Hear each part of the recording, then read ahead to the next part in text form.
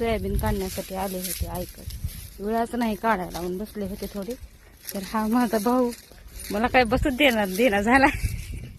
इळा बी दे मग इळा दे ना.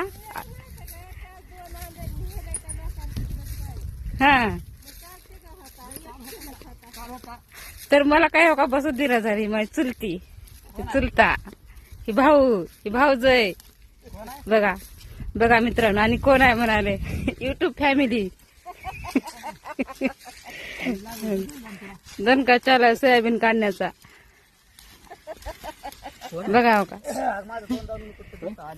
आमचे हा भोळी फॅमिली. माझा चुलता भाऊ. तर कमेंट करून नक्की सांगा बरं माझे काकू तात्या हो का माझा भाऊ